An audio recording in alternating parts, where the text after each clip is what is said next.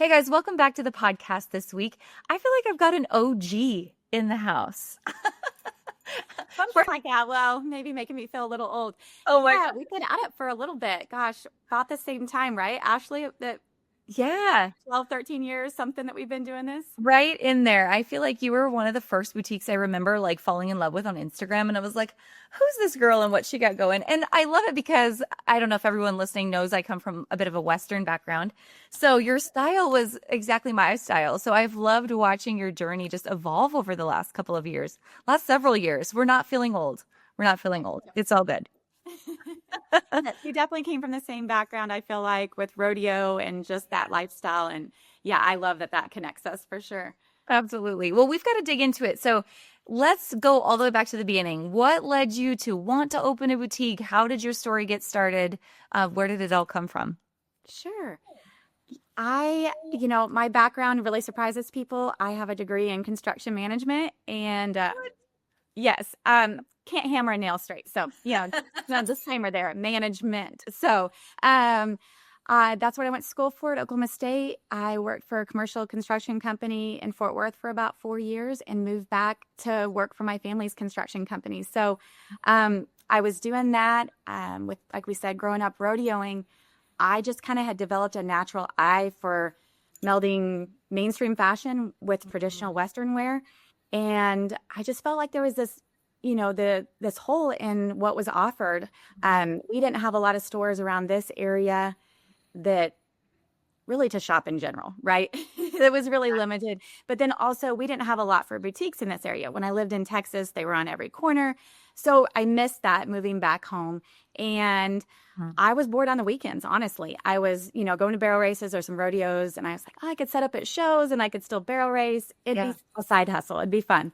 And so what started as just a kind of a fun side job kind of became addicting and kind of put all my effort towards that. And within a couple years, I was doing that full time. So, yeah.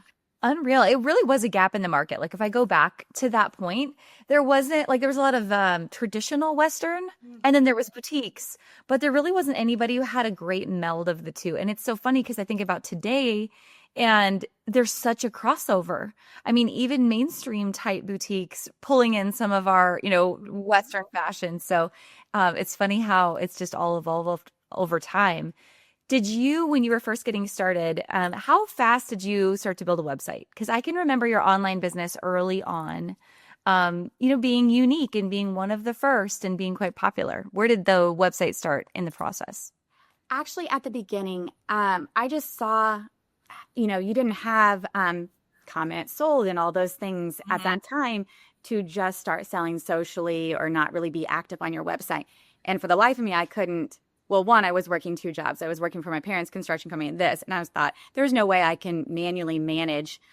Please order me a small. Here's my email address. And so I was thinking, I've got to route everyone to my website. So that was the very start. And I just knew that it needed to be an automated process to really be able to provide the best experience or service for everyone. So that was my focus in the very beginning of making sure that that was the only place orders were coming in. So you had the website and the pop-ups. Did you have a brick and mortar for a period of time, or was that never on the table? I like the idea of it. It sounded exciting, but if I was being realistic, here in Central Kansas, there's just not a lot for social life. There's not concerts. There's not this, always something to do. So they're here, you don't have a lot to really dress up for. And I knew I wanted to carry items that were really unique that you didn't see all the time. So I really felt like I had to reach people nationwide. And I just didn't feel like there was going to be the foot traffic in my area that I needed. So even though it sounded fun, I knew I probably shouldn't go that route. I first couple of years did some shows at some rodeo finals. Never went to the NFR. Just kind of felt like it was a little saturated for what I was offering. Mm-hmm. And a little pop-up shop in town in Salina for about 3 months during the holiday season, my first year. And then we've offered some kind of exclusive local events for people to come shop, but that was more so in the earlier years. So at what point did you leave the construction side of your career and decide, okay, there's opportunity here. I'm going to go all in on this. And how'd your parents handle that? You were going to come home and work in the family business. Yeah, they're amazing. Truly, that they're I I don't know that I would be here if it weren't for, you know, I wouldn't be doing what I'm doing if it weren't for everything that they helped me do to make this get off the ground. So it was about 2 years before I went full-time Savannah Sevens, and I was just putting everything back into the business. So I was grateful to have another source of income during that time. Yeah. But they were the ones, my dad, obviously amazing. He can build anything you can dream. And so he built my first shop. He's continued to build every space I've had or finish it out. So, you know, he built everything for my shows, the displays, got my trailer ready, you know, and my parents wouldn't help me set up at shows. My mom helped me work them. So pretty incredible to have that support from them. That is pretty incredible. So I've got to know about the space that you're sitting in.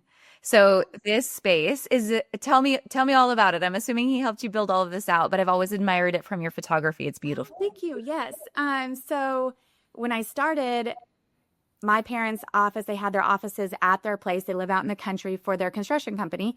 And I wasn't married at the time, didn't know where I was going to be living long term. So when I would come there to work, it was kind of the go-to place. So, I mean, boxes started storing up in their basement. That's where I started laying inventory on the pool table down there.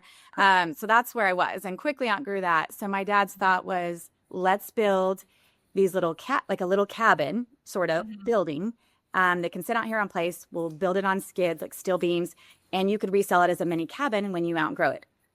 So what started with one, a year and a half later became two, and they had a hallway connecting. So there's two of these buildings like this. And then we had storage containers, and then we were filling up box inventory in the back of my dad's shop. So we're just, you know, bursting at the seams. But this space, this is actually the second building. The first one had a shipping counter that we actually now are at this new location, still have it, and it's extended on, that my dad built. He used reclaimed lumber, the rustic ceilings, and we had inventory lining the walls. And then we built another one, and this actually used to have inventory aisles down it, little office in the corner. I mean, this is a 14 by 22 foot, like little building. Oh, yeah. And so, I mean, there's denim shelves we kept adding on top of this and that, and we're shooting pictures on the floor. And so it was just crazy. My dad had some windows that were left from a job that had never been used, commercial windows that are like floor to ceiling. So this end of this building has natural light that comes in. So it's kind of key in our pictures. So yeah, kind of crazy that it's evolved. We brought it to the location we're at now, where my husband and I live. My dad took a metal horse barn, like Morton building, that had dirt floors and stalls, and built out the entire warehouse. And then we built a hallway onto this and brought this over just because it was so perfect for the studio. Oh my gosh. And my brother refinished it and did kind of the panel walls and all that. And a couple of years ago, and kind of gave it a facelift. So, oh my goodness. Well, that's awesome. Like, what an opportunity to have your family be so talented and to help. I know. Gosh. I didn't get that, you know, to actually be able to do that myself. I didn't have that talent, but they're amazing. I definitely do not have that talent either. It is the last thing that I am good at. So if anyone's listening, you guys, if you don't follow Savannah Sevens on Instagram, if you don't follow Ryley, you have to do it, because Ryley, one of the things I've just loved most of watching you grow over the years is your photography. And I feel like it's something that's always set you apart. Like, there's just such a unique eye that you have for the angle, the merchandising, the backdrop. And what's really unique about it, you guys, when you're listening, is there's no models. I mean, you do photo shoots and there are models and there's lifestyle, and we can kind of talk about your eye for all of that.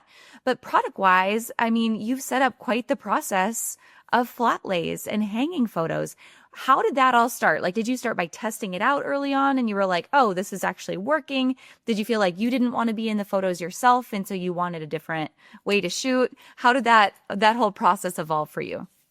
Yes. In the beginning, you know, I know it's so hard when people can't try things on. So I was very much in the mindset, I want to try everything on for our customers. So I buy, you know, a Canon professional camera, never even look at the guide on how to use it. I have no clue. Give it to my mom, turn it on, and she's not a photographer. I'm not a model. Like, it's just naturally not our strong suits. And I'm like, all right, take some pictures, you know. And so that's how it all started out. So at least when I launched the site, it was all on someone, obviously a small offering in the beginning. And then you're running ragged, you know, you're doing all the things. I mean, I was making my own hang tags for embarrassingly too many years, you know, like to save $1 and to make it go. So I was kind of like, I've got to shift here. And interestingly enough, at that time, so 2014, 2015, everyone was not so used to everyone putting themselves out there in their face and constantly seeing people in your face. It was just not something that everyone was comfortable with. And, there was data then that would tell you on Pinterest that it was a high percentage, 75% of things tagged on Pinterest didn't have a face. Okay. So like people weren't gravitating towards that. And flatlays were just taking off. It was the thing that people were really liking. They were looking solely at the product instead of, oh, I don't have brunette, I'm not a brunette. I don't have tan skin. I don't think that's going to work for me. I mean, that's what their minds say in the back of their head. They just don't really know it. So I could get a lot more clothes up quicker with just, I think year 2 finally got, a part-time employee, and then that same year, maybe a full-time, but I should have done that sooner, but doing all the things, it was how I could more quickly also get product up for our customers. So it just kind of naturally went that way. I'm big on consistency. I'll have a vision for, when I started the logo or the branding or anything I wanted, I'm just like, I want it to have this feel. I want it to have a connection to the lifestyle. Hence why we've never shifted to the white background. I just want to, if you're not going to have a person in it, I want it to give them that connection to who we are and just this kind of anything connected to the rural lifestyle kind of thing. And so I think by maintaining that in our backdrops has kind of told that story when we're not, out doing a lifestyle shoot all the time. It's kind of given that connection. So it's kind of how that evolved. So how many different backdrops do you have now that you're using, and how many days a week are you shooting product? Yes. So that's, I could tell you the answer of what it's been the last 8 years, and then I can tell you what it's been the last week. So we're kind of making a transition, but really we just use the one background for items that are going to be shown best hanging, and then the floor for the others. And for us, not changing it all up allows for some consistency on our website, and it's not distracting. And sometimes I struggle with, it's looked the same forever, but it's the clothes that are changing and where you want their focus to be. And also, no matter where you see that picture, you recognize it as Savannah 7s. So that's what's worked well for us. We just use a 2.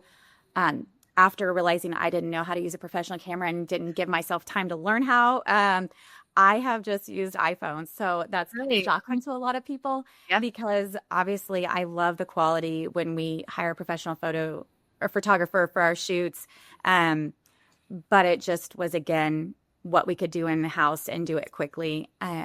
So that's what we've been doing most recently because I want my time. As the business has evolved, I've continued to figure out who can do something as good or better than I can and hire that person and learn to delegate. And it's provided growth opportunities in-house for my own employees while allowing me to work on things that I can't delegate. So that's where I've been recently. And I've actually started working with our photographer, Tim Ray Photography. She's here real close to us and has done our spring and fall shoots for us. So now I'm bringing her in a day or 2 a week to assist. So I'm still styling the looks, but she's shooting it. It's a much quicker editing process. She's just amazing at what she does. So we're going to do kind of, that same aesthetic of our photos, but then less time for me. So that's awesome. Okay, we've got to dig into all of that in just a minute, like your time specifically. But going back to working with her, I guess 2 questions. So you've got all the flat lays and all the hanging photos, which allows you to rapid fire, go through product. But in order to not lose the aesthetic of the brand, how often were you doing the full photo shoots, like the seasonal photo shoots? How often were you working with spring and fall? Just twice a year. Yes. And it's looked different over the years. There for probably 6 or 7 years, I was able to use a photographer that's just a couple of hours away, and she's a creative genius, and it's just really what helped us get our start. And she could just see the vision, and so that was a lot of fun. And she could find she shot photography for seniors, and so she'd be like, "Oh, I have this girl that's just a natural in front of the camera," and she knew that we weren't looking for some fierce runway model look. She wanted we wanted this all-American girl look, and she'd be like, "This is your girl," or "These are a couple girls I can use." So that was huge. And And so really it helped us to have marketing materials, whether at the time we did more so for magazine ads, it helped our website. It showed our customer that this is our style. We do know, like it does look good on a person, and here's what you get from this, when it comes off of the floor onto someone, this is our look kind of thing. So I think that served us well. Would love to do them all the time because I just love the content we get from them, but we put a lot of resources into them when we do them. I found a spot on your website, I think it's under lifestyle, where you can actually go back and look at some of the photo shoots you've had over the years. So you guys go check that out.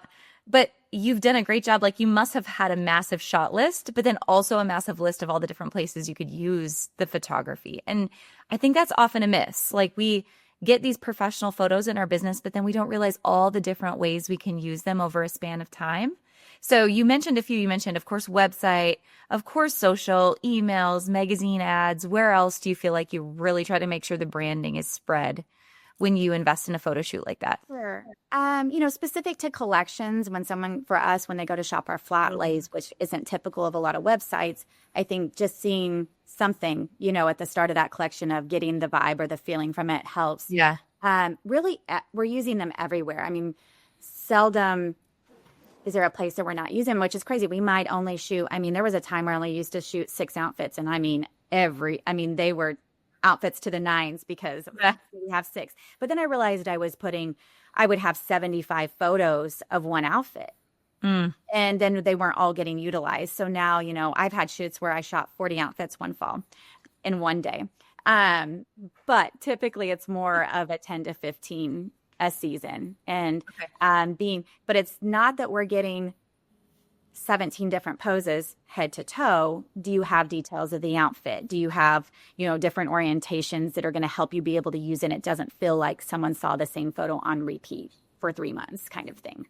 Yeah, that's so true. All the angles are so critical. I think that's, again, something that's often missed. It's here. It's time. Are you ready to start planning 2025? Well, you might have your own day planner. You might have a Google Calendar, but let me tell you, I love planning with the official Boutique Boss Planner. The Boutique Boss Planner is a day planner that we created here at the Boutique Hub several years ago, created by boutique owners for boutique owners, and it's more than a day planner. Inside of the Boutique Boss Planner is not only your opportunity to operate with a normal day planner with your hours and your time blocks, but it's also a boutique owner's go-to resource. Inside, there's inventory tracking, social media tracking, monthly reminders and to-do lists, all kinds of information on how to host a month in review to really track what worked and what didn't in your business this month, but also a planning sheet on how to get ready for the next month in your business. Even if you're going to market, even if you're getting ready for social media content, there's tools, tips, and ideas and checklists to keep you on track and organized all year long inside of the Boutique Boss Planner. So check out the link in the show notes for access to the 2025 Boutique Boss Planner, or visit boutiquebossstore.com. Back to your flatlays and just thinking about like the full outfit. Do you have some things that you just love, like they're your go-tos in your merchandising? Because when I look at your flatlays or your hanging photos, like there's always at least 5 items, I would say, in every shot. Like maybe you're not even selling the denim, but the denim's folded up in the corner, so it kind of still gives that full outfit feel. What's your rule of thumb as you're merchandising those flatlays and hanging photos? Mm-hmm.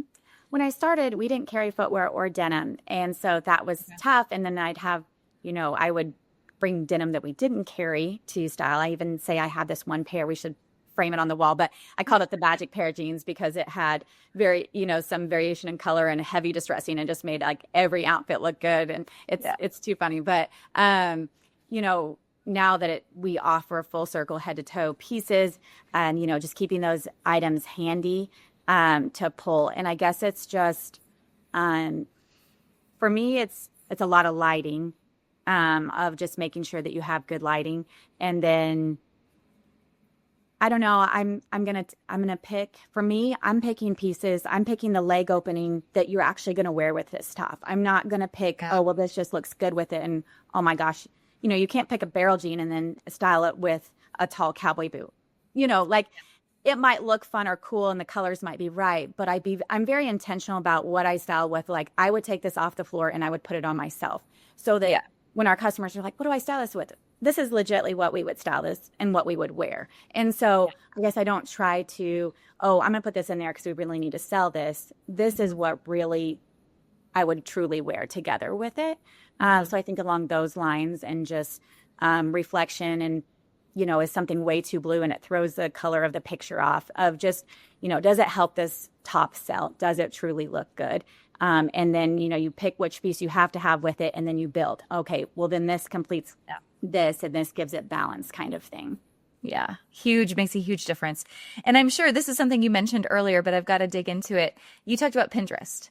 And I'm sure a lot of this came from just the styling and what you saw working on Pinterest. Talk about, like, is Pinterest still a huge part of your strategy today? How much traffic is coming from Pinterest for you? Or what's kind of that strategy with pinning right now?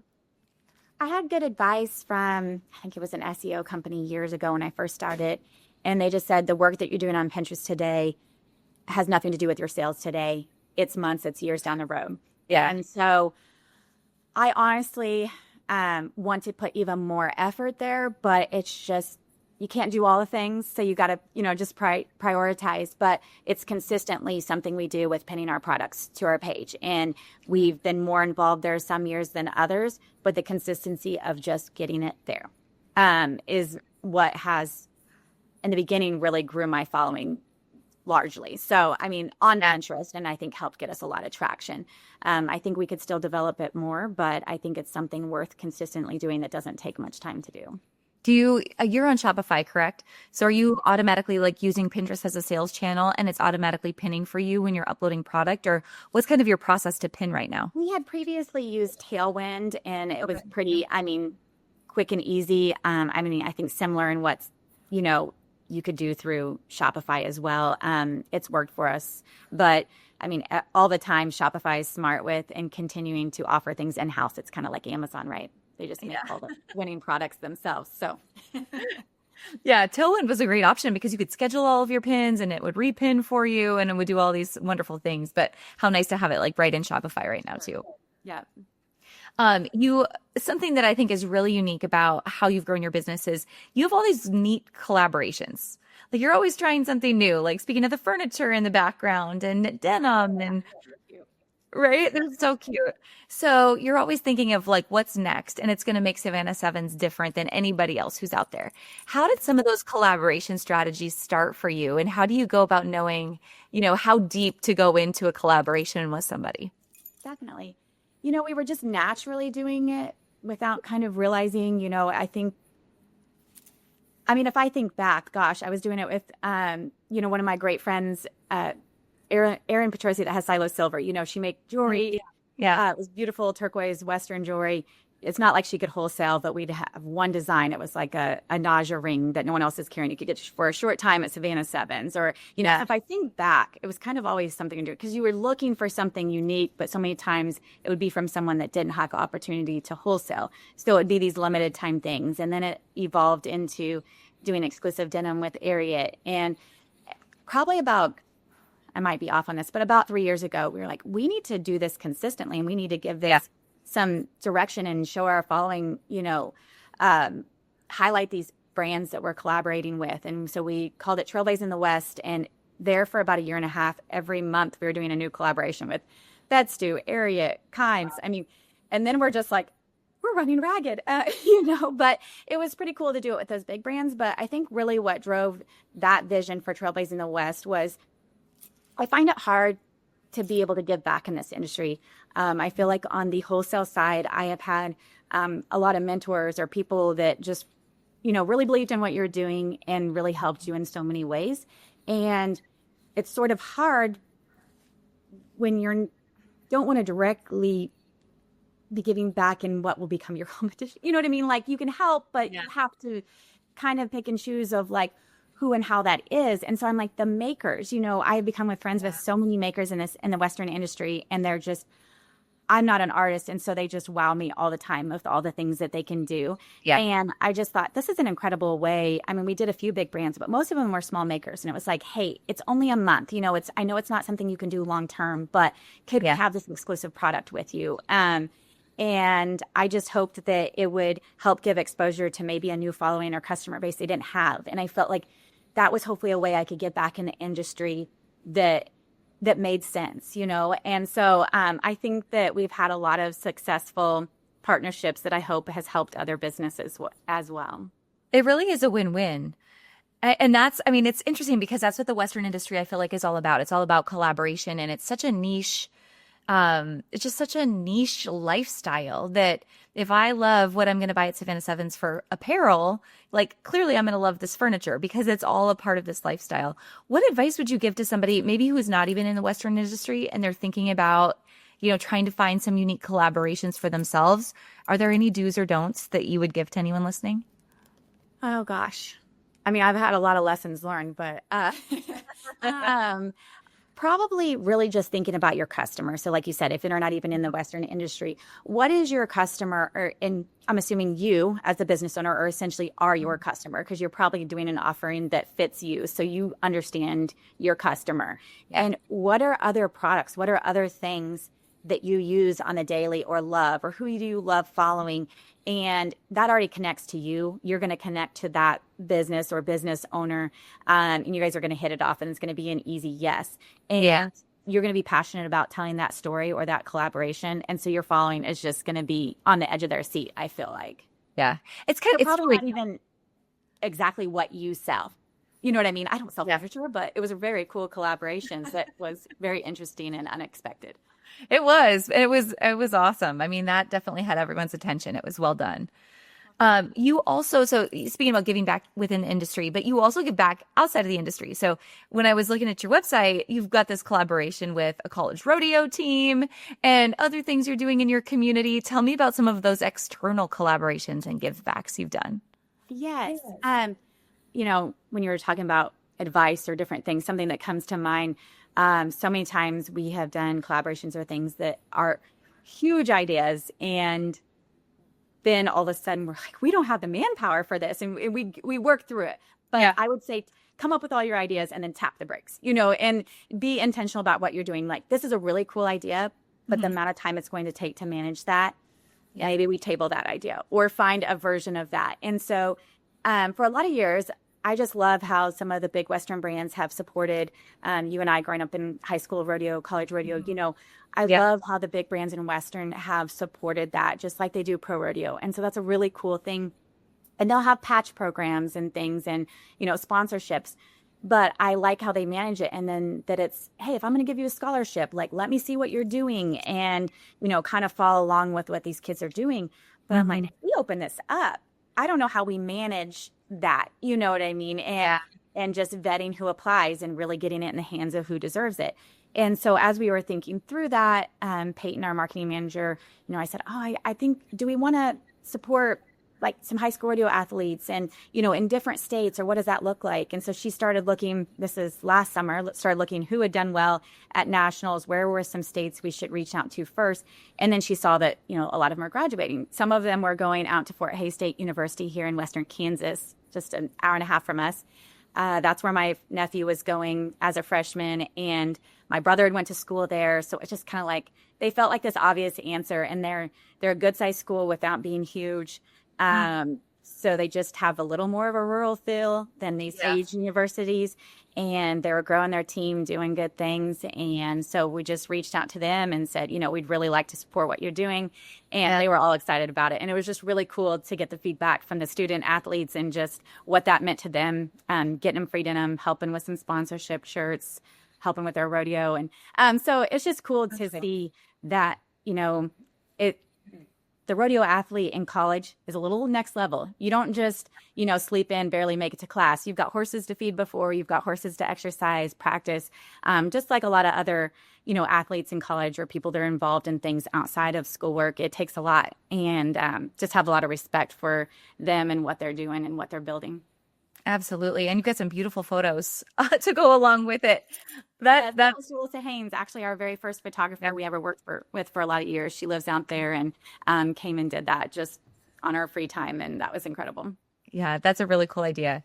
So one thing that I really wanted to come back to, and you kind of alluded to this a few different times, of the processes that you are building so that you can kind of take a step back from some of the things that you've been heavily involved with over the years. And I think you mentioned something like getting your life back a little bit more.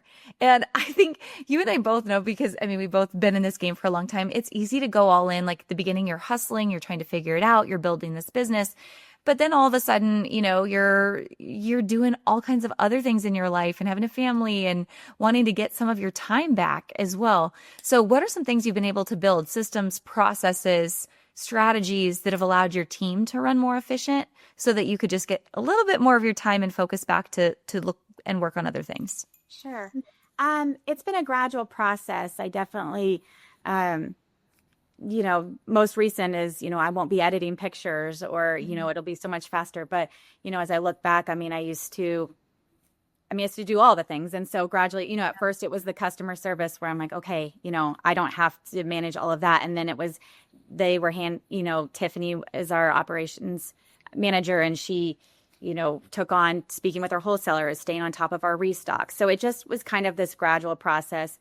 I had where I was doing kind of a consultant type basis for help with marketing. And then we brought it fully in-house and took one of my employees who was helping me in operations. And she just, Peyton just bloomed in that role and really grew and has continued to just self-educate and do amazing at that. So just that kind of gradually as it felt right, and honestly, I'd say do it sooner than you think. You think, oh, I can't afford that. And, Laura Benson will always tell you that, she's one that I feel like I've looked up to over the years and have gotten to know her here in the last couple of years a little more. But, one of her biggest regret is I should have hired someone maybe even more qualified than me in that position, but sooner than I did. We all are reluctant to be like, oh, I can't afford it. But if you kind of want to stop being overwhelmed or want to get to that next stepping stone of where you want your business, it is so worth investment, and it will definitely pay for itself in doing that. So that's helped huge. Mm-hmm.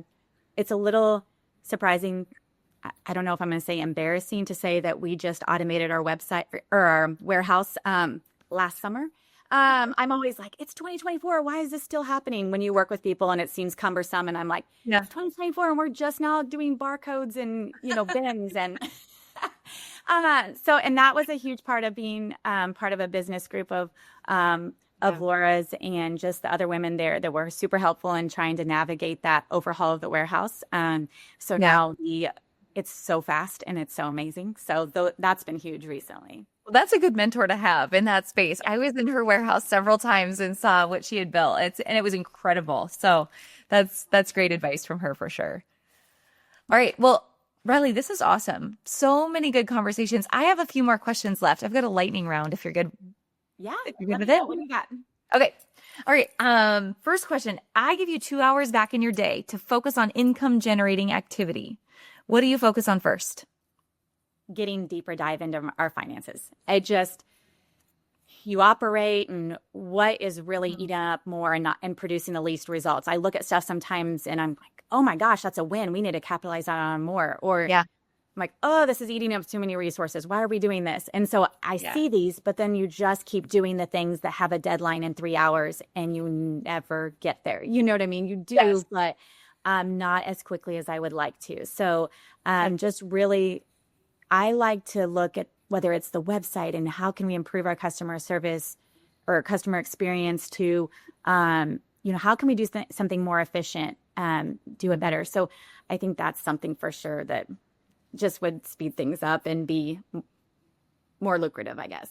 Yeah, I love that you said that because I think a lot of people say, I'm intimidated by the numbers. But when you look at it like, no, these are dollars. And there's dollars hiding in my business. There's dollars to be found when I do all of these other, external things. It always comes back to these dollars. I think that's huge. So second question, kind of along those lines, what is one metric that you live and die by? Like you always have to know what this metric is. And what's one metric that you wish you knew more about, but you're just still learning about this metric? I spend a lot of time, we have a really low return rate, and I think it's because of amount of detail that goes into all our processes that has really helped that. But I look at that. I use a lot for sales on history, so on how to buy.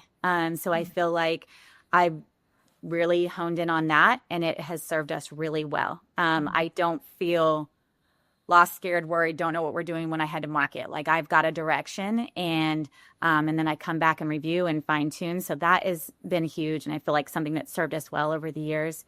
And, I feel like I need to dive in deeper to the lifespan of the product. How long is it here?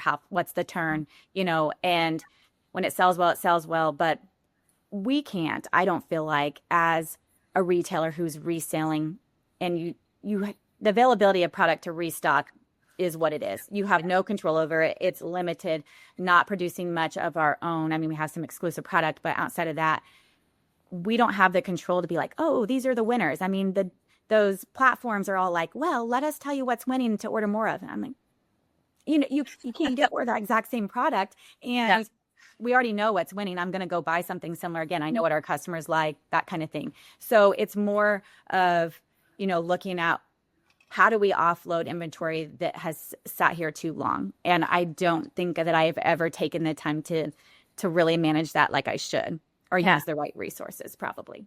Yeah, markdown strategies, huge piece of business. All right, what's the unsexiest but most impactful process that you have in your business? Oh, gosh. There's probably a lot of them. We work in a very compact space. Every time we add on or give us more space, we fill it up instantly, and it can feel a little chaotic. Whenever they say, when you build your next building, how much room do you give? Way more than you thought, and so we're always bursting at the seams, but we make it work, and we use every bit of our space. So probably that. It's just sometimes chaotic. All right. What's been the hardest lesson that you've had to learn in business? There's two things real quick. So it's probably, there's been opportunities that have come my way that has created our business to grow so much. And I can probably think of, 4 or 5, and it's been great. But then everything has a season. So just know that when it's good, and it has a season, and sometimes it's going to hurt or not be what you want it to be when it kind of wraps up and comes to an end. And you can't be bitter about it because it took you 2 steps forward. Even if it took you 1 back, you still got 1 forward, and so everything's going to have a season. So there's that. And probably, it's addicting when you start these businesses. They go off the ground, and they're making it where maybe you can quit your other job, and you kick, the harder you work, the more success you have. And so you're go. And, 2 years in, I guess, my husband and I got married. Another year later, had first kid. 2 years later, another kid. It's a blur. I don't remember my babies as babies almost. And that's like a lot of guilt that I carry. So I just feel like life's short. So make sure that, all the places you're growing and going, if it's the perfect time in your life to just all in and head down and look at nothing else, that's great. But don't pass up still having a life. You know what I mean? Like, your business will still be there. It'll be okay. It may not grow at the rate that you had dreamed, but I probably would have slowed down a little. Amen. That's great advice. That's really, really great advice. All right. Last thing, best advice for retailers who are listening. And I'm going to say best advice in terms of building a brand like you've built. You've built something highly recognizable, very well known. What's the best advice for those who are wanting to do the same? Probably be very, very clear in your vision of what it is you want to do. When I was creating a logo, a brand, the name, the aesthetic of the tags, what my website was going to look like, who I was reaching, who I was speaking to, why they would get what I was doing. It was all built out in my head and paper probably too, but be very clear on that vision and take the time to do the details right. The little details that no one else is going to notice makes up that whole aesthetic. So don't go too much time that it's not worth your effort, but, be intentional about what you do, and you're going to want to do all the things. Every 3 hours in your day, you're going to learn of something else you could be doing better or more for your business. Yeah. Do not download every app and every platform that can improve your business. You're going to be overwhelmed. Prioritize all the things you want to do. This is attainable. I can do it, and it will be lucrative. It will make sense to do. Do that one, do it well, then do the next thing. Like, do not try to do all the things. And I think that just helps you provide that consistency. Yeah, that's spot on. That's absolutely true. Man, well, Ryley, this is so awesome. I'm so glad that we caught up. You guys, we ran into each other at market here, gosh, a month ago or however long ago it was. It was so good to see you. And I was like, hey, I haven't had you on the podcast yet. You have to come and join me. So I'm so glad that this all worked out. Well, thank you for asking me. It's fun. We could talk for hours. So, we'll definitely have to catch up at more of these markets and put our heads together because it's fun talking shop. So, yes. Absolutely. You guys, I'll link up all of Ryley's information in the show notes today. Go give her a follow, get inspired. This has been awesome. Congratulations on all of the years and all the things that you've built. And best of luck on everything that's coming next. Thank you. Same to you, Ashley. Appreciate it. Thanks for listening, guys. I hope you took away all kinds of nuggets and new ideas from this week's episode. Don't forget to subscribe and leave a rating and review. We love to hear your feedback and give you a chance to be featured on the show each and every week. For more information on our spirit of community over competition and to access guest downloads and bonuses and all the resources we talked about on the show, head on over to theboutiquehub.com and join the community. We'll see you next week.